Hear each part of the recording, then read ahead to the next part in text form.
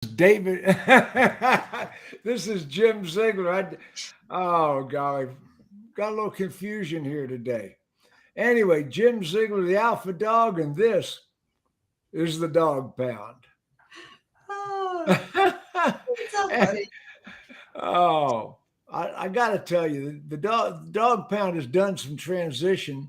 And this week is one of those rare events where all of the dog pounders, all the posse is busy. They're doing something else.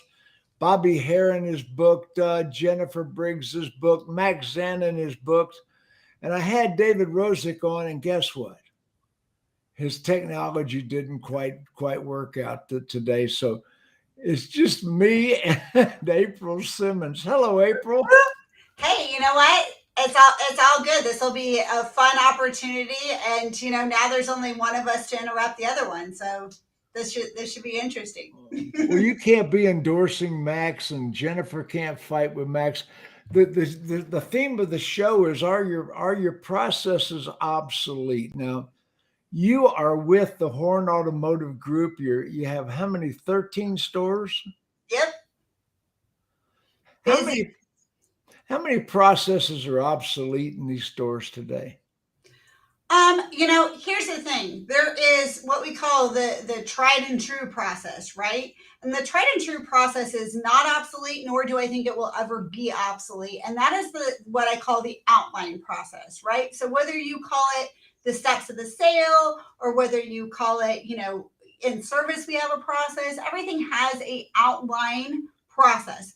That outline process I think will stick around forever and ever and ever. What changes, what becomes obsolete is some of the filler, right? Some of the things we do inside of that outline that changes.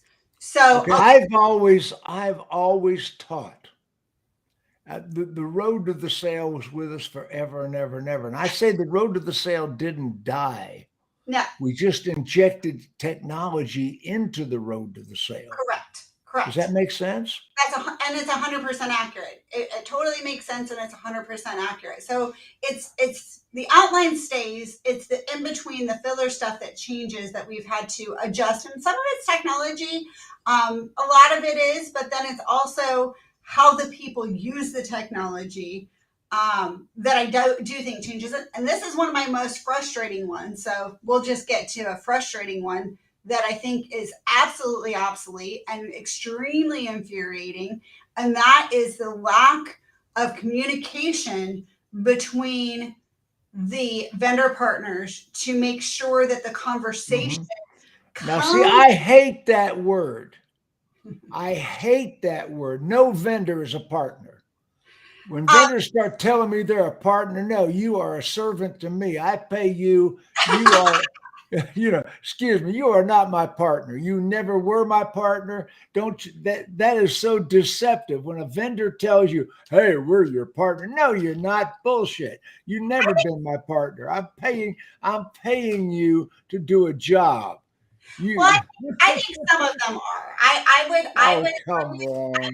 agree with you on part of that, and I will also. Vendors are never partners. I'll never buy that. You can't sell me that, April Simmons. Well, I would say that some of that is factual, and you're right. They have a job to do, but whose responsibility is it to make sure that they do the job we're paying them to do, right? And I think Okay. that at the end of the day, that's where the partnership has to come into play. I can't pay somebody to do a job, not hold them accountable, not that tell them what my offers are for the month, not have a conversation about what they're doing or not doing, and then expect them to perform at the result that I'm paying them for.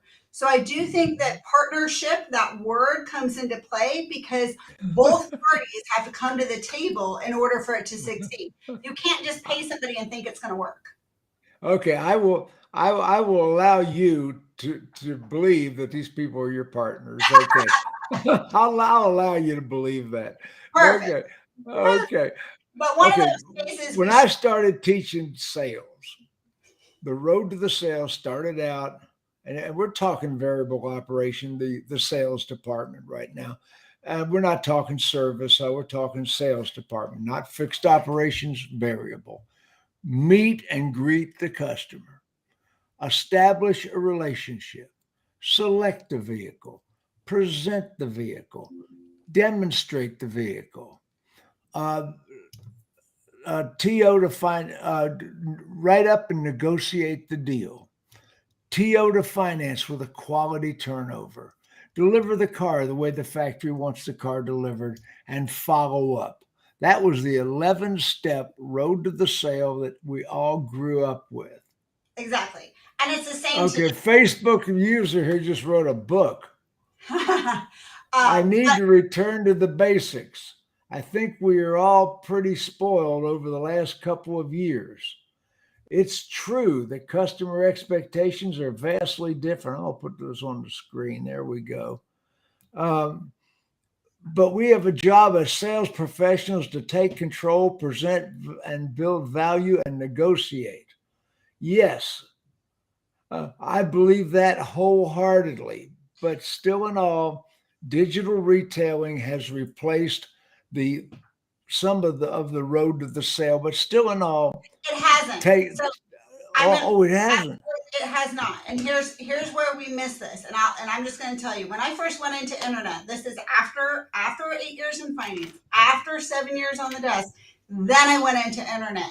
And I very quickly was successful. And everyone asked me, what's your secret sauce? I said, I took the exact same process, the exact same road to the sale, and I applied it in internet. And they're like, well, what do you mean? Well, I still have to sell myself, sell the dealership, build value.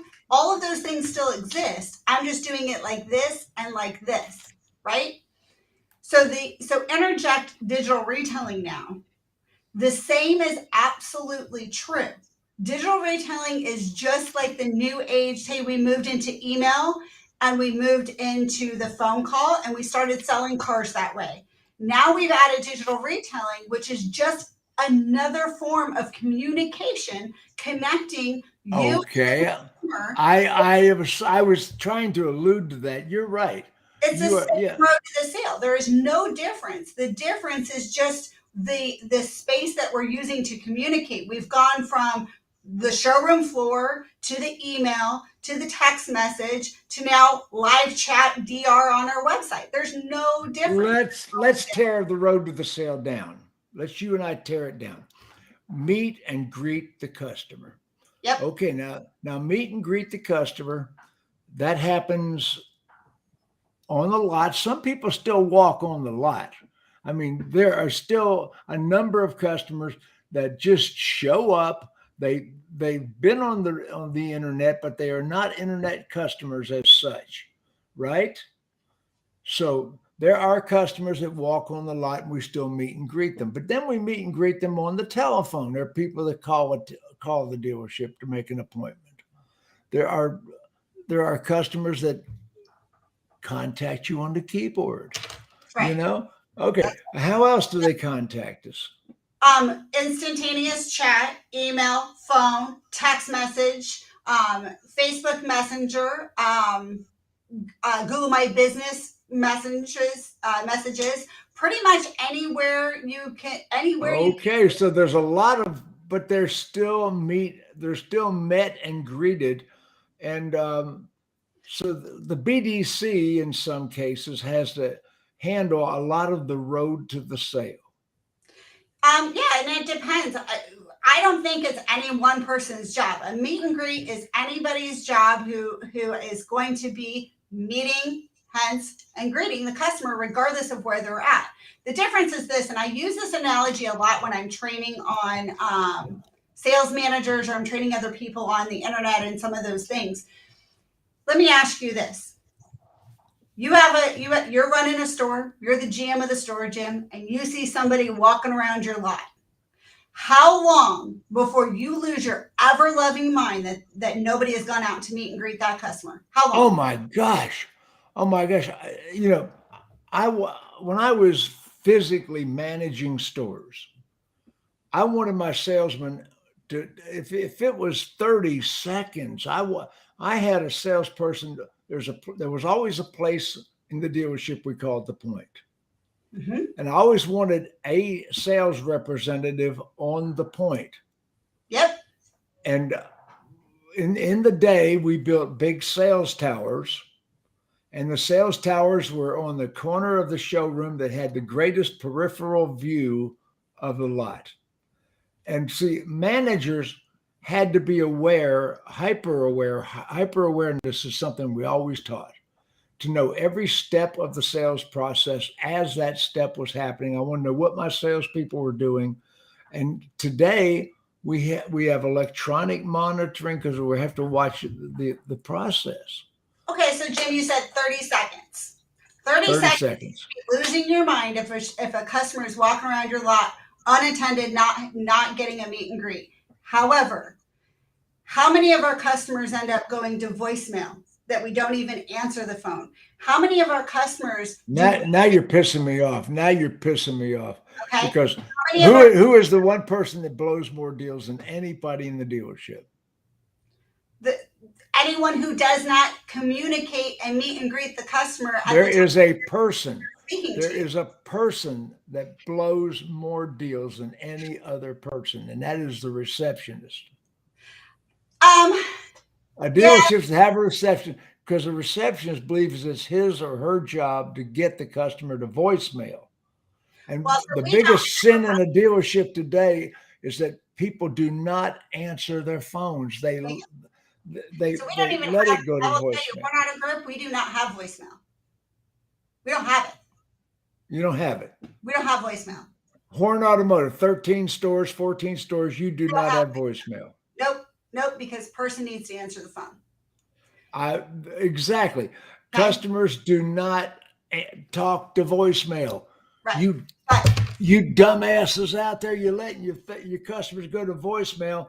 That is a lost customer. But that's only the touch of the iceberg, Jim. What about the inbound email when somebody's trying to buy a car and we let them go for an hour or 2 hours or 3 hours? Why do we not have the same meet and greet intensity applied to all of these other communication portals as we do the customer walking on the lot? Why is the customer on the lot needs immediate attention, but none of these other customers need immediate attention? They're trying to do the same thing. They're trying to communicate with you to buy a car. We need to voicemail. Now that's one modality. Another modality is the lead. Lead comes in. A lead is a person. We've always discussed that. A lead's a person. How long does that lead sit there before somebody answers the lead? Well, you just said you'd be freaking out at 30 seconds. Why are we not having the same intensity of 30 seconds to answer a lead or to answer a phone call, or to answer a Facebook Messenger? I'll give you an example. A great example. When my wife and I 3 years ago moved from Florida back to Georgia, we decided we would only have one car. We didn't want to have to drive two cars. We sold one. My wife had a Cadillac SRX with 6,000 miles on it, a 5-year-old car. I think it had 3,000 miles on it. It's a 5-year-old car. So I went to Kelley Blue Book, make an offer to sell your car. And they put it out to 5 dealerships. Mm-hmm. And I had agreed to the price. The price was a good wholesale price for the car. I wasn't going to haggle. I've got money. I don't care about that. So I agreed to sell the car for X dollars. I get a call within 30 seconds. It's a used car dealer, an independent, was the first one to answer me on the Kelley Blue Books buying my car. So it was like 3 miles from where we lived. I drove over there and I made the deal with them on the phone, but drove over there. They had a check prepared. While I was sitting there, 20 minutes later, I get a call on my cell phone from the Buick dealer directly across the street from the car. So I'm sitting there selling my car, and a Buick dealer directly across the street 20 minutes later called me, that car 3,000 miles was my wife had kept it so well. It was so desirable, and it was undervalued, truthfully. I could have got a lot more for it, but I didn't care. You know, But the that Buick dealer. who actually meet and greeted you first Mhm. properly is the one who got the deal, regardless of getting more money or anything else, right? So Yes. matters not only on the, and I equate this process to the retail process a lot, because the majority of your sales managers who are making decisions are the ones that are on the showroom floor, and they understand that process, right? They understand the need to go talk to that customer. We just need to apply all the same rules and all the same process and find a way to do it in your BDC, your internet departments, your service departments. Every other aspect of the dealership should be communicating in that same way, making sure that you're getting out. And then it's not just a matter of, hey, what do you want? Right? On the phone, your meet and greet, it was never just about saying hi, right? What was important in the meet and greet? You got a smile, you looked them in the eye, you shook their hand, you did all those things, you introduced yourself. Are we doing that in the same fashion in the email, on the phone, during a chat? Are we portraying that I'm here to serve you right out of the gate? Yeah. Meet and greet. The physical meet and greet was always welcome to the dealership. Remember that? Mm-hmm. Hey, welcome. Glad. And I would always teach my salespeople. Say, "Hey, welcome. Glad you're here. That's a Yep. great looking. That's a great car you're driving." And I would have them immediately do a silent walk around on the customer's car. Exactly. So no, bottom line, step one hasn't changed, never going to change. The only thing is No. how you're doing it. Are you doing it like this? Are you doing it like this? Are you doing it like this? Or are you doing it like this? It's all Okay. Meet and greet the customer. Establish a relationship was step number 2. yep. And that comes Establish common ground, we called it. A exactly. relationship. Build rapport, sell yourself, sell the dealership, right? Those were and depending on who taught you, that was either 3 steps, 1 step, whatever, but that all comes down to the same things. It matters that 2 people see eye to eye on things other than the price of the car they're about to look at, right? Build rapport. Absolutely. The biggest thing was so that I'm gonna drop a bomb here. The biggest reason that we do that is so that the customer will actually be transparent with us. We always talk about the dealer being transparent with the customer. However, in order for me to really help the customer and be transparent, I need them to be transparent with us. If they don't trust us or they've got their wall built up, that step of the sale is so important because we need to bring it down. Once we have a relationship and an honest relationship flowing both ways, now it's easier for us to hit the finish line.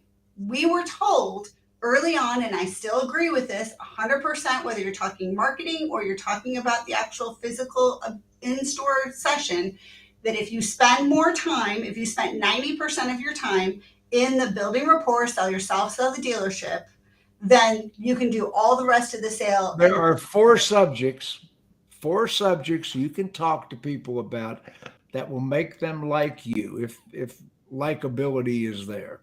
Mm-hmm. Number 1, excuse me, family. Family is the number 1 subject of conversation that will bond people to you.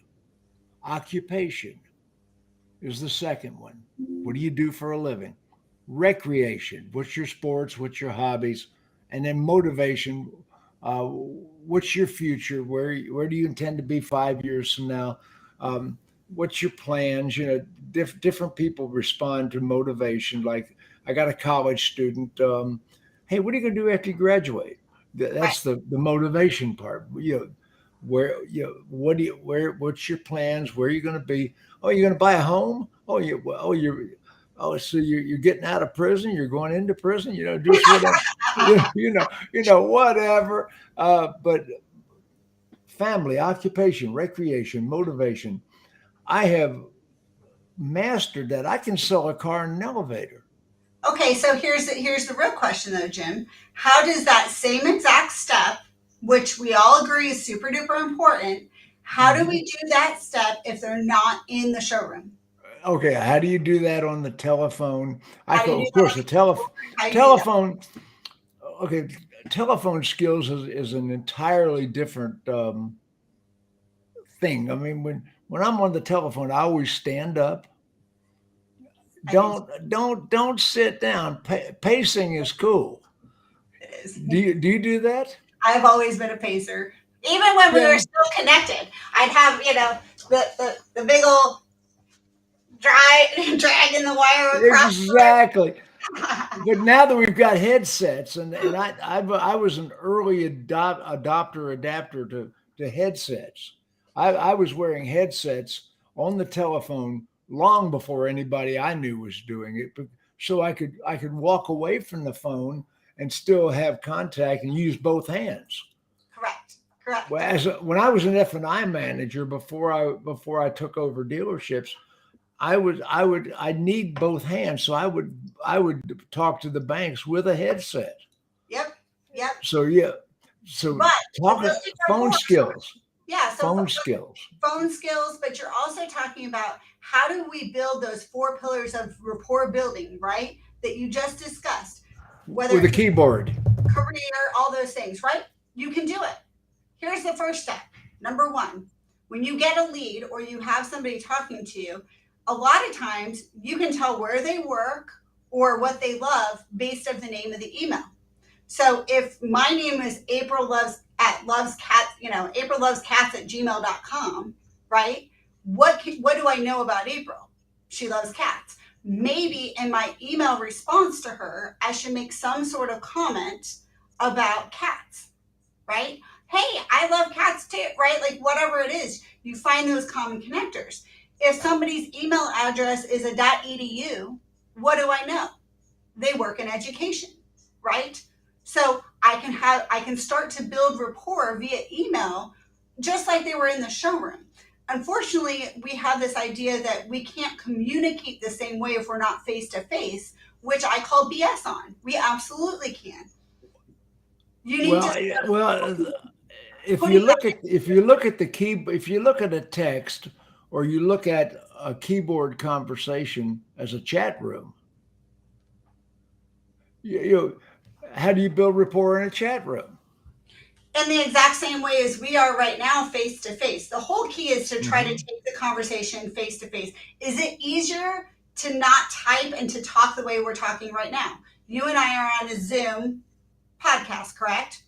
Well, So we're on restream, but yeah, let me tell you, this is one thing dealerships need to adopt is a Zoom format where you talk to your customers with a FaceTime where they can see you, bingo. But you because this humanizes us. bingo. But you We use just became people. here, right? You use the tools you have. So a first email response now should be a video text, right? Especially if Yeah. you're not sure, like you take it out, hey, da da da. Guess what? I don't even have to worry about grammar or any of that anymore. I can show my personality, I can have a conversation, and I can do it in a 30-second video that I send to the consumer. If I'm on chat, I'm trying to find one small hook that builds it. I'm giving them some sort of value they didn't already have, that they didn't already get off your website. You give one little gram of here's a benefit that you didn't know, and now here's why we want to move this conversation to a Zoom. Okay, so you're talking about the walk around now. You're talking about showing, the video walk around. Now, one thing about the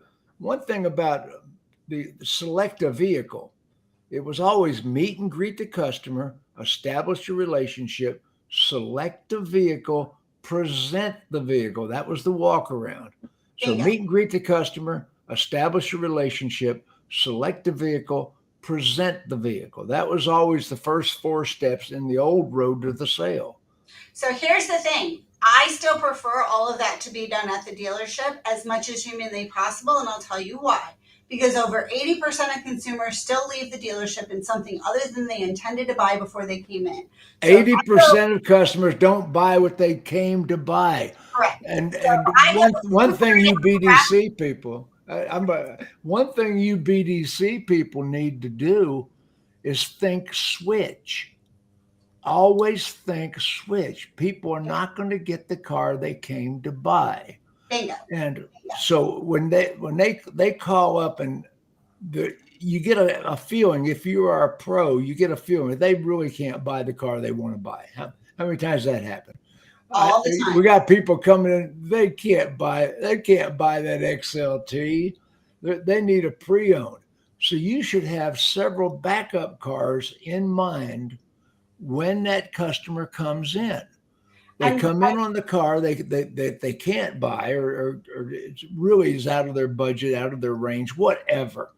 And you should have a certified pre-owned. You should have a couple cars to back up.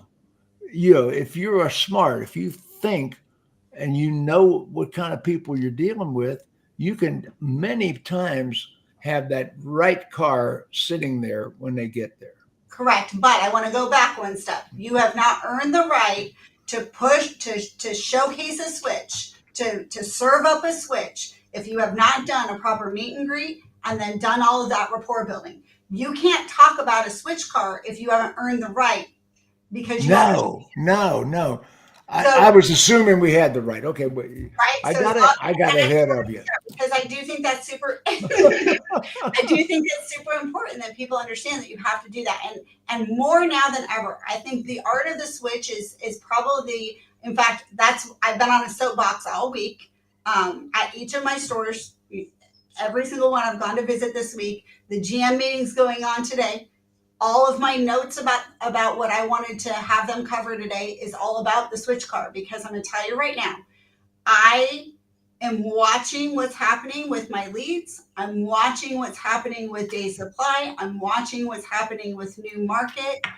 And the pivot is happening. Consumers care about one thing right now. What do you think it is, Jim? I don't know. Payment. So we've gone from, do you have the car, and availability being the number one thing that people are looking at, which doesn't really take a salesman, right, to be able to answer that question. But we're now talking about payment. So now suddenly those inexpensive used cars are getting the highest level of leads, phone calls, opportunities. Well, how many times can I sell one $15,000 car that I have that's this one-off, right? You can only sell a one-off car one time. Yes, So you can. how do I take the other 49 leads that I got on that one car and make them opportunities? We need to really focus on payment being the key. So we need to figure out, what are those switch cars? How do we do One that? of our people on the sidebar just said, "Where is Fact Find?" Okay, Fact Find is here, and let me tell you something. Fact Find blows more deals than any other step in the sale, because you do some really stupid ass things in the Fact Find. First of all, the salesman goes out and the salesperson says to the customer, "What payment are you looking for?" What a dumbass question. What a dumbass question. When you ask a customer, "What do you want to pay?" they're going to lowball you every single time. I mean, nobody gives you the highest figure they had in mind. Okay, so I'm going to agree and disagree simultaneously, because you know how much I love to do that. Here's the reality. I agree that you absolutely need fact find. However, you have to, again, earn the right. If I have built enough rapport with my customer, then they are going to be honest with me. My goal before I fact find is that I've built enough rapport early on that the customer will be transparent with me. If the customer is transparent with me, then all I have to do is find the perfect vehicle for them, what the best bank program is for them, right? I can align with that consumer to get to the end goal of putting them in a car and waving by later. But in order to properly fact find, we have to have transparency both directions, of honesty, and that takes building rapport first. So I agree that we need to fact find, but if you're going to skip the building rapport and you're going to go straight to fact finding, it's garbage. So I agree and disagree. Well, there are certain facts I need to find, but there are certain facts I wish that we take off those guest sheets. Right. Those guest sheets blow deals. I'm going to tell you that right now. Where'd you buy your last car? Where'd you finance your last car? Where do you work? What do you do there? If I know, where do you work? If I know those questions, where do you work? What do you do there? Where'd you buy your last car? Where'd you finance your last car? If I know those 4 questions, I generally can put them on the right car.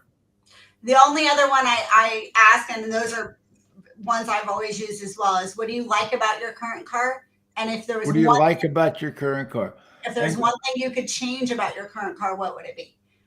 Because in that, I find the people don't like to go backwards, right? So like if somebody has had heated seats, for instance, for the last 3 or 4 cars, the likelihood that they're going to go into a car without it, and when they say that's something they like, is what a great question. What do you like about your current car? yeah. So then you find out the must-haves. It's the easiest way to find a customer's must-haves is what do you like about your current car? Now they're here to buy a car, and if you want to razzle dazzle them and close the deal, I need to find out what it is that you don't like about your current car. And the way to do that is if there was one thing that you could change about your current car, what would it be? Because they're here for a reason. Now, if I'm they learning today. You are so good. Okay. But if they say nothing at that point, then they're just looking to go newer. So all I need to do is find basically what they have in a newer, shinier version, right? It has the new car smell in it.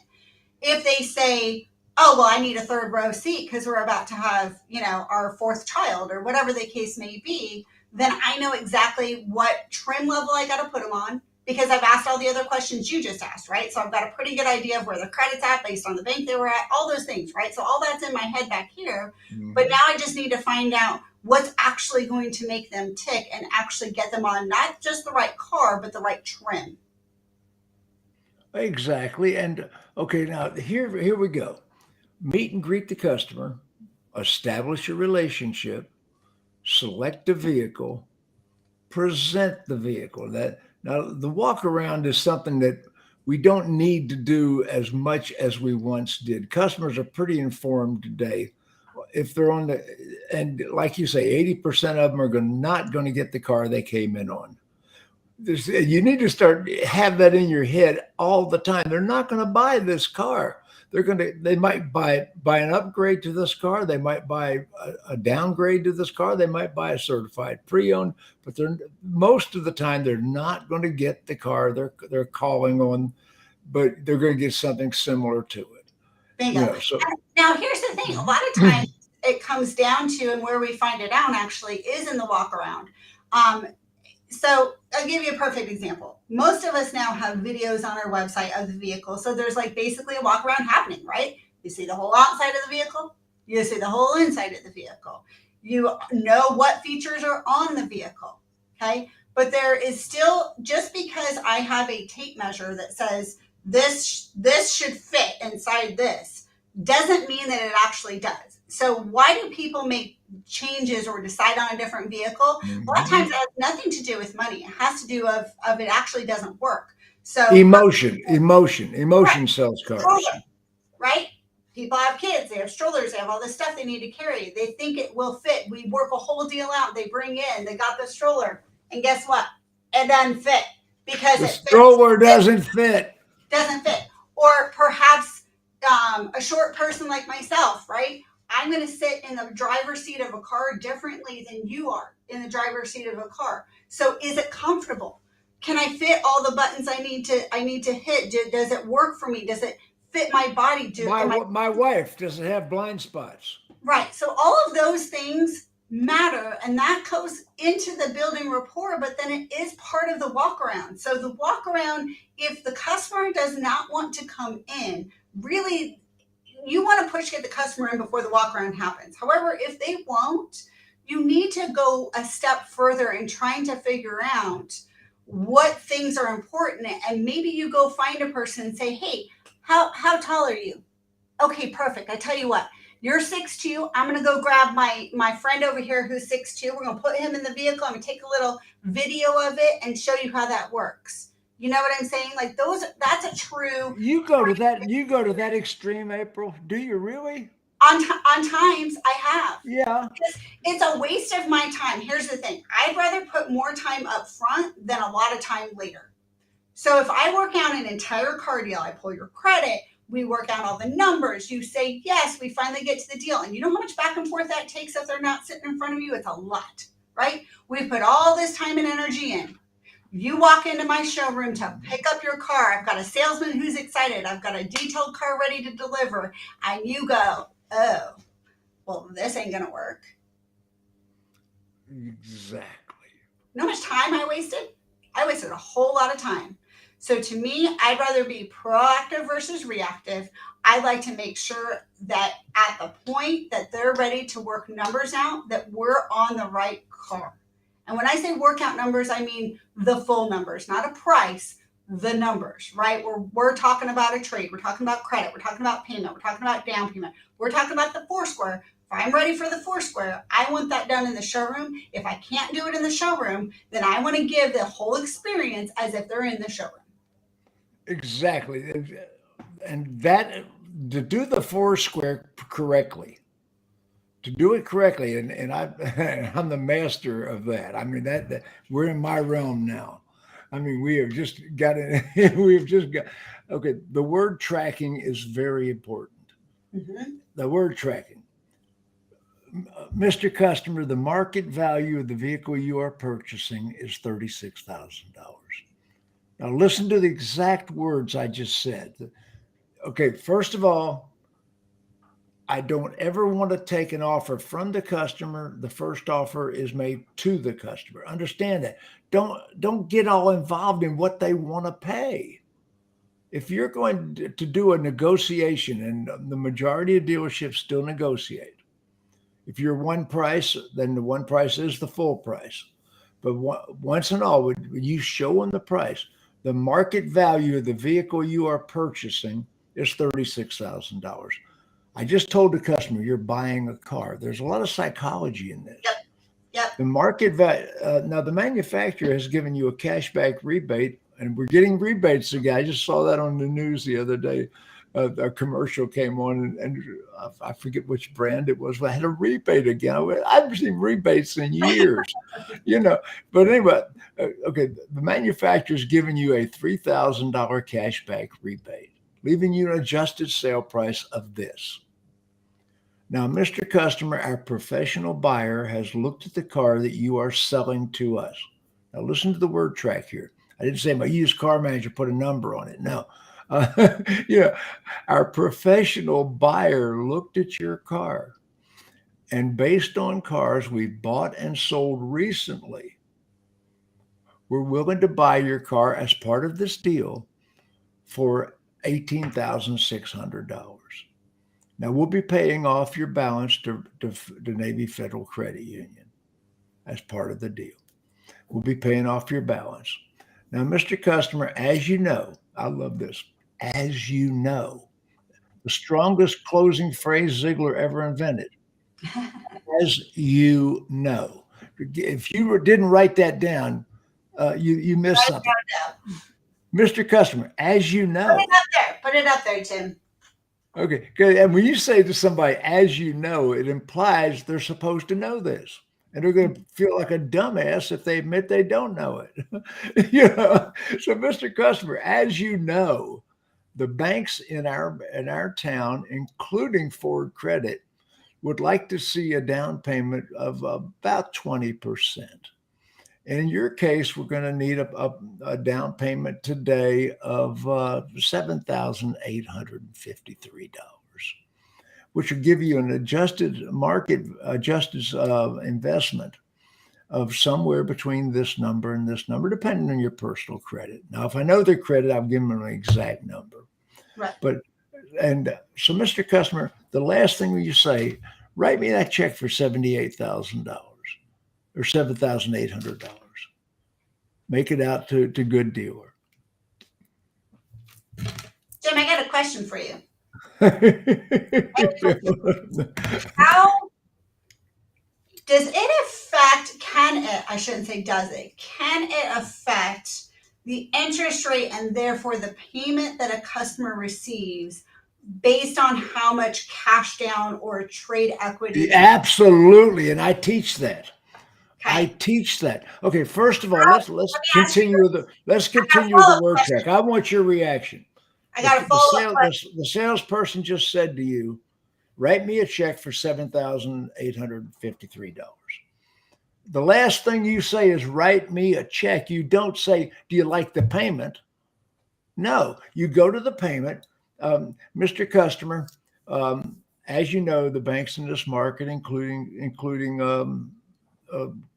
Wells Fargo, would like to see an initial investment of 20% in most cases. In your case, we're going to need $7,800. That'll make your monthly investment, this payment to this payment. Let's say $680 up to $620, depending on your personal credit. Write me that check for $7,853. Make it out to good dealer.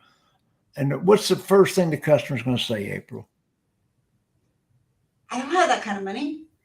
Exactly. You close on the down payment, not on the payment. See, the old Foursquare, all you guys and women out there, you're closing on the payment. No, the payment isn't the customer's benefit. The down payment is what we need to move the bank, to lower the interest rate. I need the money. So close on the down payment. Do not close on the payment. If you understand what I just said, I made you a lot of money. Close. And the customer says, now what? So the customer said, what, April, what did they say? Write me a check for $7,800. What did they say? They said, I don't have that kind of money. And you said, okay, let's figure, what I said is, no problem. The customer just had a blip in blood pressure. Take it off of them. Say, no problem. The banks don't require 20%. Ideally, that's what they would like to see for preferred and good and preferred financial terms. They don't require 20% down. That's what they would like to see for the best financial programs. I can certainly, here's my Ziegler word track. You're going to love this. I can certainly get you financing with less down payment. I didn't say no down payment. I can certainly get you financing with less down payment. How close to that $7,800 do you have? Ladies and gentlemen, listen to this broadcast. Down payment is the key to getting more deals approved. It's the key to lowering the customer's interest rate. Cash moves tier levels. Understand that. Yep. But it doesn't. Do you know of a DR tool that actually changes the payment range based on the loan to value? Do I know what? A digital retailing tool that adjusts the payment based on the loan value. No, I don't. Do you? No. So what I'm hearing you say is people still matter. So I want to go. Okay, you tricked me. I got that. So I was baiting you the whole time. So I want to put up what Chris Scott had to say there. So how's a salesperson supposed to build rapport in 2022? Many younger consumers view a car purchase as transactional and prefer a structured deal before even walking to the dealer. This is absolutely true.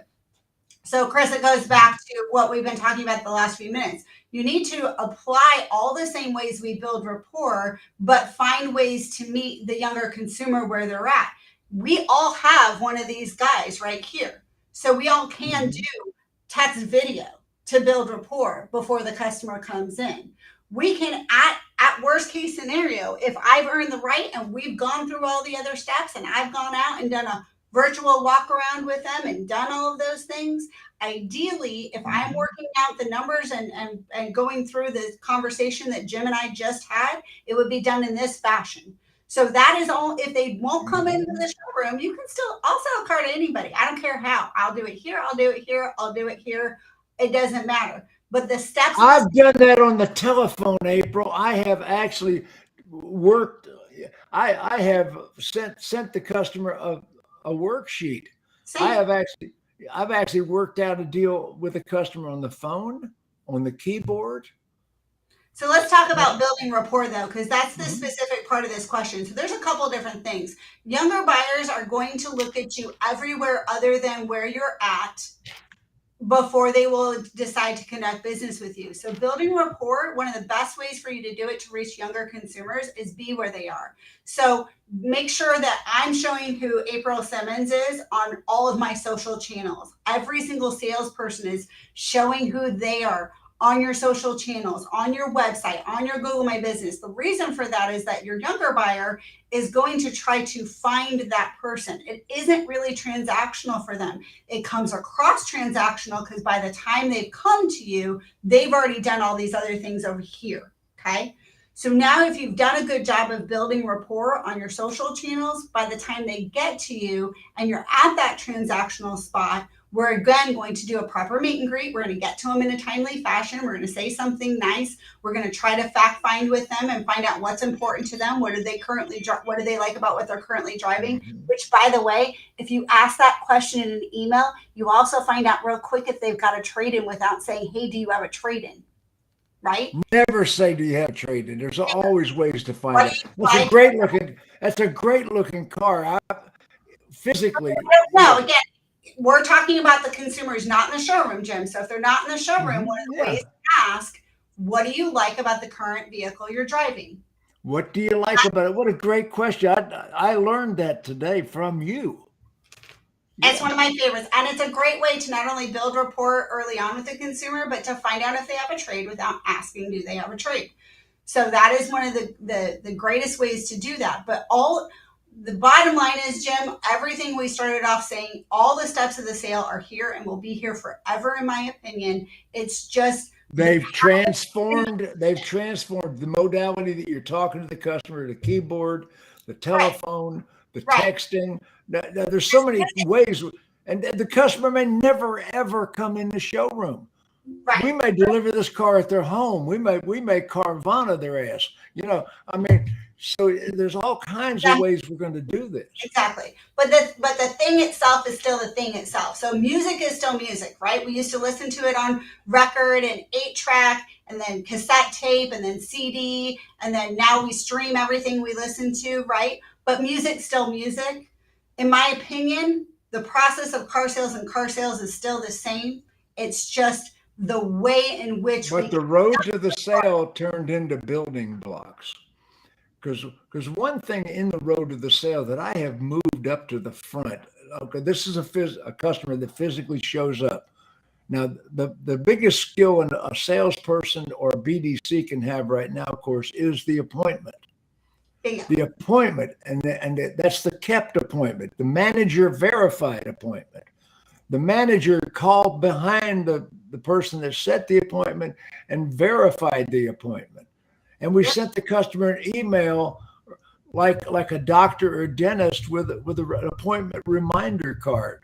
Yep. I mean, we have done everything we can. And by the way, one of the biggest things on the telephone or on the keyboard, you need to know that customer knows where the dealership is. Yes. Believe me, a lot of people go to the wrong dealership. Happens all the time. It happens all the time. I worked at my first sales job was at Superior Datsun in Jacksonville, Florida. Another dealership opened across town, and Sunrise Datsun. And the reason that day that they opened up Sunrise Datsun is that SUN comes before SUP in the every time alphabetically they were one step ahead of us. So they had a salesman, so help me God, named Jack Ziegler. Oh, wow. Yeah. They had a salesman named Jack Ziegler. He was their top guy. I was the top guy where I was at. And I would get a phone call occasionally. Mr. Ziegler, we're going to buy that 280ZX. We decided to come on and look at it. Who is that? This is Jackie Jones. Jackie Jones. Oh, Jackie Jones. Oh, yeah. Look, I'm at our other location today. I'm at our Atlantic Boulevard location. I'm not at the Orange Park location. And I would steal his customers. I actually have a plaque that he won in a sales contest that was delivered to me. I have it on my wall here. You know what I used to do? So now it's super easy, right? We just text the directions to the dealership immediately to the customer. It's one click, takes you right Be to sure text right? them. Be sure But they know where the store is at. what I used to do prior to texting and is that I would ask a customer when I was doing setting my appointment, confirming it, I would ask what their address is. And I would plug it into directions online, and I would do a MapQuest, and I would email the MapQuest to them. I can see that you do that. I never did that because I taught that, but I never actually physically did that. But I've But now taught it's so that for years. I've taught that for years. even grandparents now have a cell phone. So if it's not Oh, automatically part of your process that when you set an appointment, you're immediately sending them directions to your dealership, you're missing the boat. great question, Chris Scott. Great question. Yeah, but one thing I've moved in the road to the sale when they're physically on the lot is the appraisal of the car. We're doing that up front. We're appraising every car. Now, back when I worked with Lynn Hickey Dodge, I did some sales training at Lynn Hickey Dodge when they set the world record back in the 90s, 2,813 cars in a month. And I did some training at Lynn Hickey Dodge, and they front appraised every car. They had valet parking. Mm-hmm. And now the valet would actually appraise your car. Yeah, but I still teach today that we want to front load the appraisal. Appraise the car while you're doing the other steps. Shorten the sales process. Get an appraisal figure. Well, what if we don't make the deal? I've had so many lazy used car managers. Well, what if we don't make the deal? I don't be appraised on this because, yeah, well, excuse me, it's part of your job description. Again, Jim, we need to not only be willing to appraise the cars up front with the customer in the showroom, but we need to do a better job of figuring out a way to get a trade. I've been watching this actually for years. So you kind of hit a hot spot, another one of my soapbox things right now. I've been watching the trade percentage go down year after year. And it's because most of our trade-in tools that the customer goes on your website and looks at, they assume that's what you're giving them, right?